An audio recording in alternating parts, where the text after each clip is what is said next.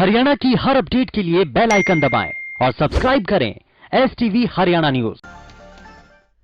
नमस्कार, हल्का हलचल लिए आपके साथ मैं अनामिका अजय मिश्रा। शुरुआत बड़ी खबर के साथ कर रहे हैं। इस वक्त की ब्रेकिंग न्यूज पहुंचा रहे हैं आप तक। देखिए बड़ी खबर, यमुना नगर से तीर्थ नगर में ज्वेलर की हत्या से सनसनी का मामला सामने आया है। लूटपाट के बाद गला घोटकर हत्या कर दी गई। आपको बता दें, ज्वेलर के साथ लूटपाट के बाद गला घोटकर उसे मार दिया गया। कुछ महीने पहले ही खोली थी ज्वेलरी शॉप ज्वेलर ने। पुलिस की कई टीमें मौके पर जांच में जुटी हुई हैं।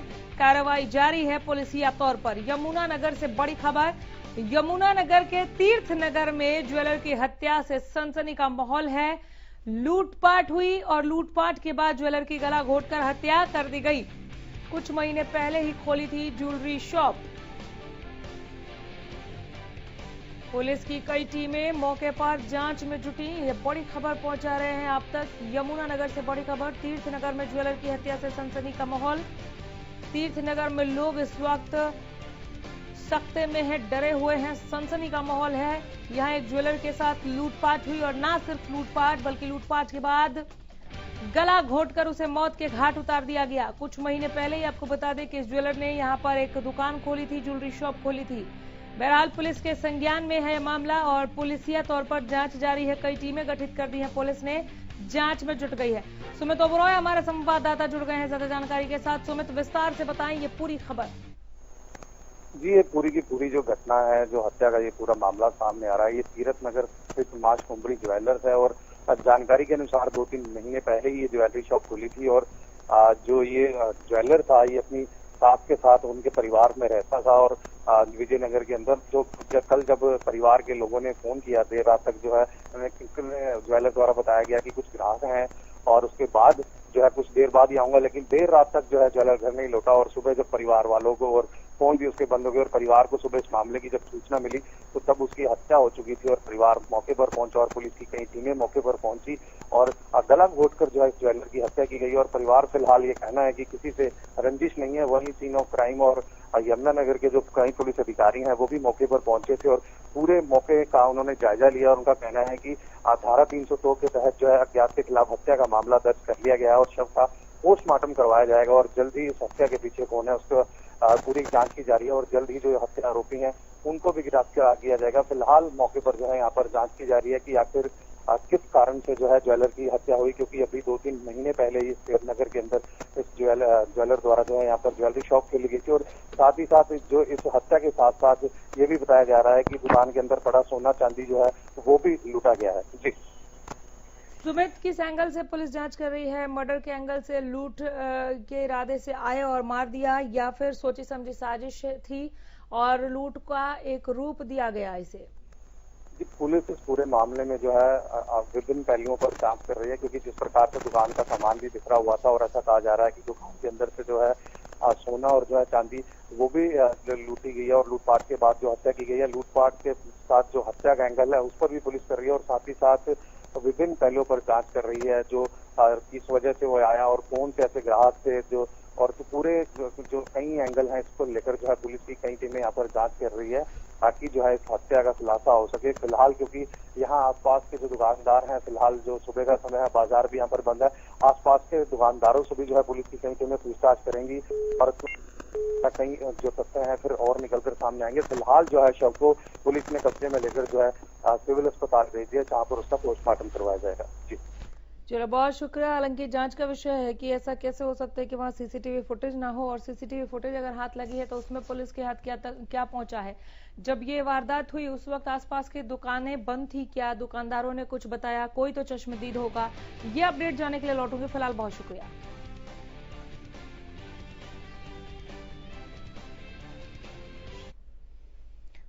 एक और बड़ी खबर पहुंचा रहे हैं, कोरोना अपडेट। आज का कोरोना अपडेट देखिए आप ग्राफिक्स के जरिए। हरियाणा में कोरोना के आंकड़ों में बढ़ोतरी की खबर है। कोरोना के आंकड़ों में लगातार इजाफा देख रहे हैं। प्रदेश में 24 घंटे में 1158 नए मामलों की पुष्टि हुई है। पूरे प्रदेश भर में 1158 नए कोरोना संक्रमित मरीज मिले। 264 मरीज गुरुग्राम में, फरीदाबाद में 149 नए केस मिले हैं जो कोरोना संक्रमित हैं। रोहतक में 60 नए मरीज मिले हैं और रोहतक के बाद आप देख रहे हैं जींद का हाल। 4 नए मामले जींद से सामने आए जो कोरोना संक्रमण के हैं। हिसार में 112 नए मरीज पाए गए। चलिए हमारे संवाददाता लाजपत जुड़ गए हैं ज्यादा जानकारी के साथ। लाजपत, सोनीपत का हाल बताएं, वहां से कोरोना अपडेट क्या है? जी बिल्कुल, बात करें तो जिला सोनीपत में लगातार कोरोना के पेशेंट बढ़ते हुए नजर आ रहे हैं, क्योंकि काफी बड़ी का एरिया है, क्योंकि दिल्ली नजदीक है और काफी बड़ा एरिया है, तो लगातार यहाँ पर कोरोना के पेशेंट बढ़ते हुए नजर आ रहे हैं। यहाँ पर मौत के भी आंकड़े काफी बढ़ चुके हैं। ऐसे में लोग लापरवाह हैं और प्रशासन भी लापरवाह कहेंगे, क्योंकि प्रशासन की लापरवाही इसलिए कि जहाँ पर भीड़ भड़ाके का एरिया है वहां पर प्रशासन को ध्यान देना चाहिए ताकि कोई लोग व्यक्ति उसमें ना फंसे। लगातार जो यहाँ पर औद्योगिक क्षेत्र काफी बड़ा है, जो माइनर लोग हैं वो लोग लापरवाह हैं, मास्क का यूज नहीं करते, काफी भीड़ रहती है। तो यहाँ पर जो है प्रशासन को पैनी नजर करने की जरूरत है, क्योंकि यहाँ पर जो सबसे बड़ा मामला है ये किराए का, जो कॉलोनियां है, काफी बड़ी बड़ी कॉलोनियां हैं, उन पर शिकंजा कसना चाहिए ताकि लोग जो सोशल डिस्टेंसिंग का ध्यान जानना रखें। चाहती हूँ लाजपत की रिकवरी रेट का यहाँ पर फिलहाल क्या सीन है? ग्रोथ रेट के हिसाब से रिकवरी रेट भी आप बढ़ते हुए देख रहे हैं क्या? लोगों ने अब लापरवाही को त्याग दिया है? अभी भी हर तौर लापरवाही दिख रही है, जैसे कि बिना मास्क के लोग आपको नजर आ रहे हैं, या फिर जिन जगहों पर सैनिटाइजेशन की जो व्यवस्था होनी चाहिए वो व्यवस्थित है कि नहीं? 2 गज की दूरी को लोग कितना समझ रहे हैं? थोड़ा और विस्तार में, बहुत व्यापक विषय है कोरोना। जी बिल्कुल, अगर बात करें तो यहाँ पर जो अवैध मंडी जो शाम को लगती है, जो जैसे कि रेहड़ियां लगती हैं, वो काफी चिंता का विषय है, क्योंकि जो सब्जी मंडी लगती है वो अवैध मंडी है और वो औद्योगिक क्षेत्र का जो एरिया है वहां पर लगती है, जहां पर प्रशासन की पैनी नजर होनी चाहिए ताकि वहां पर अवैध मंडी लग नहीं सकती रूल के हिसाब से, और वहां पर काफी भीड़ हो जाती है। अगर उस मंडी को इधर उधर लगा दिया जाए, भीड़ ना बढ़ने दी जाए, तो इस कोरोना से लड़ाई लड़ी जा सकती है। वरना यहाँ पर बात करें तो काफी भीड़ रहती है और भीड़ को लेकर कोरोना के अपडेट बढ़ते हुए नजर आ रहे हैं। स्वास्थ्य विभाग की टीम के सामने काफी बड़ी चुनौती है, और स्वास्थ्य विभाग की टीम के सामने चुनौती का वजह यही है कि जो भीड़ भड़ाका है, जो सोशल डिस्टेंसिंग है, उसका पालन नहीं हो रहा, तो उसको लेकर काफी कोरोना के पेशेंट बढ़ते हुए नजर आ रहे हैं। यहाँ पर दिल्ली नजदीक होने की वजह से जो फैक्ट्री मालिक है वो दिल्ली से अप डाउन करते हैं, और जो फैक्ट्री में मजदूर हैं, जो मजबूर भी हैं और मजदूर भी हैं, जिनके वजह से काफी बीमारी फैलती हुई नजर आ रही है। यहाँ पर बात करें तो अब मौसम चेंज की भी सबसे बड़ी दिक्कत है, क्योंकि अब मौसम चेंज हो रहा है, तो नॉर्मल है कि बुखार खांसी जुकाम तो नॉर्मल ही है, लेकिन उसमें कोरोना भी पा जाता है, चिंता का विषय है। और यहाँ पर नगर निगम के जो गांव पड़ते हैं उनमें भी काफी गंदगी है, जिसकी गंदगी की वजह से मच्छर, मलेरिया और डेंगू के हो रहे हैं, जिससे कि काफी दिक्कत का सामना करना पड़ा है। नजर बनाए रखिए, मैं लौट कर आऊंगी अपडेट के लिए। फिलहाल बहुत शुक्रिया लाजपत आपका। झज्जर से रमाकांत हमारे साथ जुड़ गए हैं। रमाकांत, झज्जर में कोरोना अपडेट क्या है? अगर 24 घंटे की बात करें मैडम, तो वो 24 लोग सामने आए हैं और ठीक होकर 41 लोग घर लौटे हैं। अगर एक्टिव मामले बात करें तो 223 हैं और होम आइसोलेट 41 और 82 लोगों को अस्पताल में आइसोलेट किया गया है। लेकिन बात वही है कि कहीं ना कहीं जो आम लोग हैं वो कोरोना से भयभीत नजर नहीं आ रहे हैं मैडम। इस वजह से कहीं ना कहीं ये जो आंकड़े हैं वो लगातार बढ़ते हैं। अगर बात करें सीएमओ दैया की, तो दैया ने बताया है कि हम लोग रोजाना तकरीबन 1500 से ज्यादा रैंडम सैंपलिंग कर रहे हैं। उस वजह से ये मामले जो 30 से 35 लोग हैं वो लगातार निकल के आ रहे हैं। लोग खुद चलकर कोरोना टेस्ट नहीं कराने आते। आज भी लोगों के दिमाग में कहीं ना कहीं वही भय है कि कहीं अगर हम कोरोना पॉजिटिव हो गए तो हमें 15 से 20 दिन हमें घरों में रहना पड़ेगा। वो भय अभी तक लोगों के दिल और दिमाग में से नहीं निकला है। वो कहीं ना कहीं जब तक दिल और दिमाग में से नहीं निकलेगा, लोग घर से बाहर नहीं निकलेंगे और लोग खुद कोरोना जो टेस्ट है वो नहीं करा रहे हैं। और साथ ही जो बात करी जाए कि गंदगी की, तो कहीं ना कहीं झज्जर शहर में चारों तरफ अगर किसी भी आप रोड पर निकल जाए तो गंदगी के ढेर लगे हुए हैं, और वो कहीं ना कहीं वो बहुत बड़ा चिंता का विषय है। और मौसम जैसे जैसे परिवर्तन हो रहा है, क्योंकि अगर बात कोरोना के सिम्टम की बात करें या मौसमी बीमारी की, तो वो कहीं ना कहीं सिम्टम मैच होते आ रहे हैं, और उस से कहीं ना कहीं प्रशासन को इस बारे में कहीं ना कहीं चैलेंज, कहीं ना कहीं जो चुनौती है वो ज्यादा होने वाली है। जी रमाकांत, कंटेनमेंट जोन का क्या हाल है? उसमें आप इजाफा देख रहे हैं, कंटेनमेंट जोन बढ़े हैं क्या? आपने कहा कि लोग अभी भी डर रहे हैं कोरोना टेस्ट कराने से, अब तो और ज्यादा डरेंगे कोरोना टेस्ट कराने से, क्योंकि जेब पर मार पड़ने वाली है। अगर मेडिकल बेस नहीं है, अगर किसी डॉक्टर ने आपको नहीं कहा कि आप कोरोना टेस्ट कराइए, तो आपको पैसे पे करने होंगे, शुल्क देना होगा। ऐसे में टेस्टिंग बढ़ी है क्या यहाँ पर? ये भी एक बड़ा सवाल हो सकता है। अगर टेस्टिंग की बात करें तो पहले तकरीबन 1000 के करीब रैंडम टेस्ट जो रैंडम सैंपलिंग थी वो हो रही थी, लेकिन अब जैसे ही बात करनी जाए तो 1500 से ज्यादा रैंडम सैंपलिंग हो रही है। और अगर अब जब पे होगा तो वो लोग वैसे ही नहीं जा रहे। जब फ्री टेस्ट नहीं करा रहे हैं तो पैसों में तो अनामिका जी कहीं ना कहीं समस्याएं आने वाली है। और जो आप बात कर रहे हैं कि कहीं ना कहीं लोगों में अवेयरनेस की जो बात है वो कहीं ना कहीं जो कमियां हैं, लोग घरों से आज भी बाहर नहीं निकल रहे हैं। हम लोग लॉकडाउन 5 में चले गए हैं, सिर्फ 1 और 2 में तो कहीं ना कहीं लोग भयभीत थे इस कोरोना से, लेकिन जैसे ही ये 3, 4 और 5 में पहुंचा, लोगों के दिल और दिमाग में से इसका भय तकरीबन खत्म हो गया है। और जी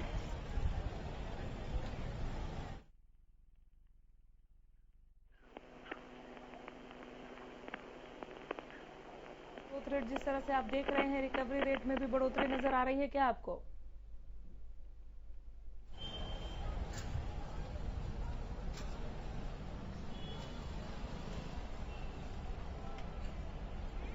रमाकांत, आवाज मिल रही है आपको? हेलो रमाकांत, सुन पा रहे हैं आप मुझे? मिल रही है। रिकवरी रेट में जानना चाह रही हूँ कि यहाँ पर क्या है? अगर रिकवरी रेट की बात करें अनिमा की जी, तो कहीं ना कहीं 91% रिकवरी रेट है, जो कि वाकई जिले के लिए ये बहुत बेहतर है।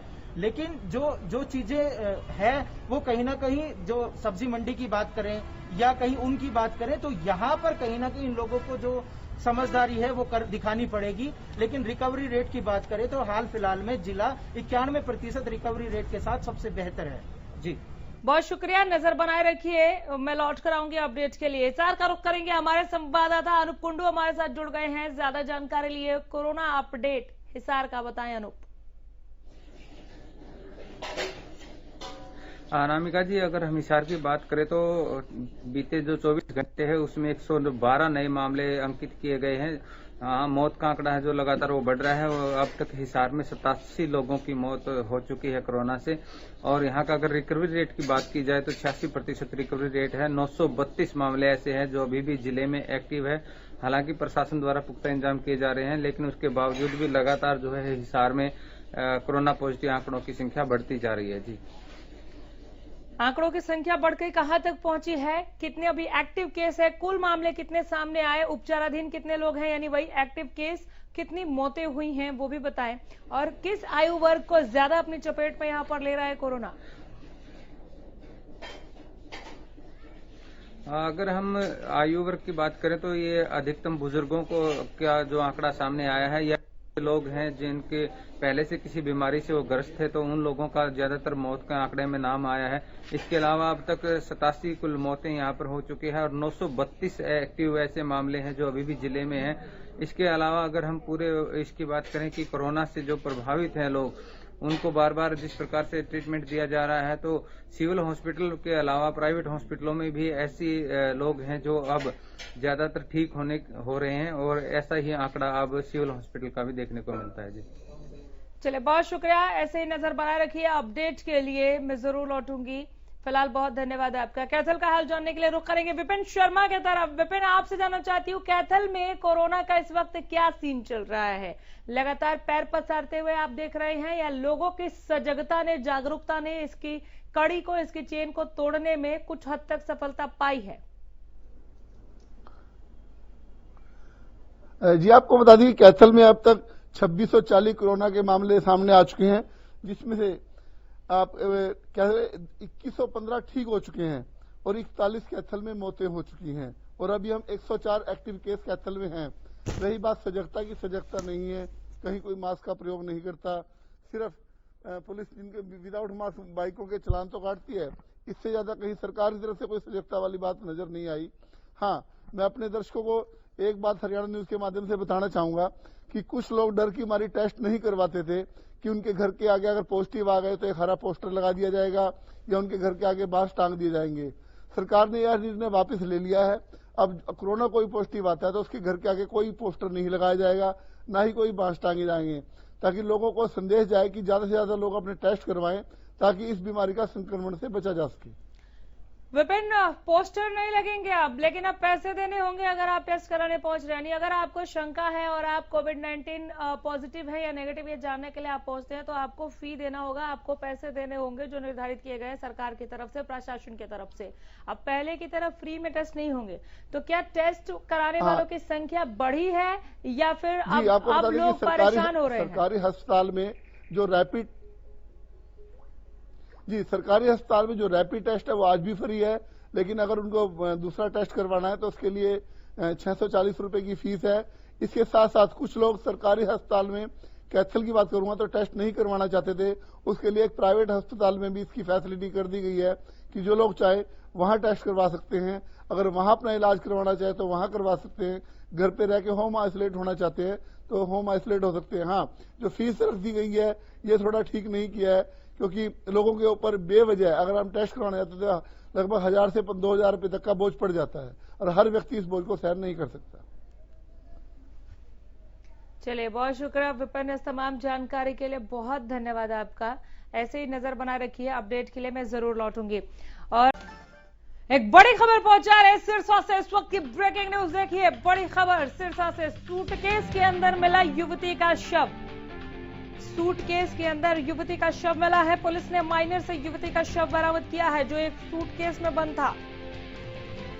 सूटकेस में बंद कर नहर में फेंका गया था युवती का शव। सूटकेस में बंद करके जो शव फेंका गया था पुलिस के पास है। युवती की गला घोंटकर हत्या की आशंका जताई जा रही है। बाकी रिपोर्ट पोस्टमार्टम के बाद पुलिस ने इस शव को पोस्टमार्टम के लिए भेज दिया है। आइए, पुलिसिया तौर पर क्या कार्रवाई हुई है सूटकेस के अंदर मिले युवती के शव के बाद से वो जान लेते हैं हमारे संवाददाता विकास कुमार से। विकास, पूरी खबर तफसील से बताएं। सिरसा का गाँव है, पूर्व का जो है वन माइनर निकलता है। इसी माइनर में उन्होंने जो है एक बैग बहते हुए देखा। के बाद पुलिस को सूचना दी। पुलिस ने मौके पर आकर बैग को जो है नहर से बाहर निकाला था। तो बैग के बीच शव जो पूरी पैक किया गया था, खोलने शव बाहर निकाला था। शव की जो पहचान नहीं पाई है। हालांकि शव को जो पोस्टमार्टम के लिए नागरिक अस्पताल भेजा गया। फिलहाल पहचान के लिए एक बार मोर्चरी में रखा गया है। 72 घंटे तक शव की पहचान के प्रयास किए जाएंगे। अगर उसकी पहचान हो जाती है तो ठीक है, अदरवाइज उसका पोस्टमार्टम करवा करके संस्कार किया जाएगा। क्या शव की शिनाख्त हो पाई है विकास? कोई शव की पहचान नहीं हो पाई है। शव की शिनाख्त के लिए जो लगातार पुलिस प्रयास कर रही है। वन माइनर है वो जहाँ होता है वहाँ लेकर के और आगे जो लगातार उसकी क्षेत्र में पड़ने वाले गाँव में और वहाँ संपर्क साध रही है। पुलिस अलग थानों में भी साध रही है ताकि किसी भी तरीके शव की पहचान हो सके। हालांकि पुलिस का ये जो कहना है कि पहले इस युवती की गला दबाकर हत्या की गई है और हत्या के बाद जो शव है बैग में पैक करके नहर में फेंका गया है। ये आशंका जताई जा रही है क्योंकि अभी पोस्टमार्टम रिपोर्ट तो आई नहीं है कि गला दबाकर हत्या की गई है या कैसे, या गले पर किसी तरह के निशान देखे हैं पुलिस को। ये बताएं, साथ में ये भी बताएं कि पोस्टमार्टम रिपोर्ट कब तक आ जाएगी और ये भी बताएं कि शव की शिनाख्त के लिए पुलिस क्या कोशिश कर रही है। की शिनाख्त के लिए जो लगातार पुलिस संबंधित जो क्षेत्र हैं, आसपास के जो क्षेत्र वहाँ मुनैती आ रही है, पर जो है अलग अलग थानों में भी जो भेजी गई है। सोशल मीडिया के माध्यम से भी फोटो जारी की गई है ताकि किसी तरीके से जो है उस युवती के बारे में कुछ पता चल सके, वो कहाँ वाली है, कहाँ के। हालांकि सबके पास इतना कोई डॉक्यूमेंट, मोबाइल, ऐसे कोई भी सामान जो है में नहीं मिला था। यानी किसी ने भी इस कांड को अंजाम दिया है उसने पूरी सख्ता बरतते हुए किसी तरह का कोई प्रूफ साथ रखी जिससे युवती की पहचान हो सके। बहुत शुक्रिया विकास इस तमाम जानकारी के लिए। शव की शिनाख्त जब होती है तब इस मर्डर मिस्ट्री से जरूर पर्दा उठेगा। सूटकेस में युवती का शव मिलना हत्या की खबर है, इससे इनकार नहीं किया जा सकता। बहुत शुक्रिया इस तमाम जानकारी के लिए।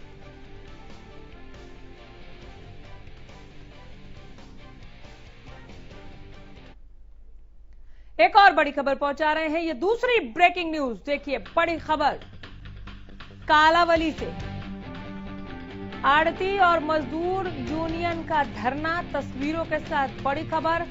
आज धरना तीसरे दिन भी जारी है। पटवारी संगठन ने भी धरने को समर्थन दिया। मार्केट कमेटी सचिव पर कार्रवाई की मांग।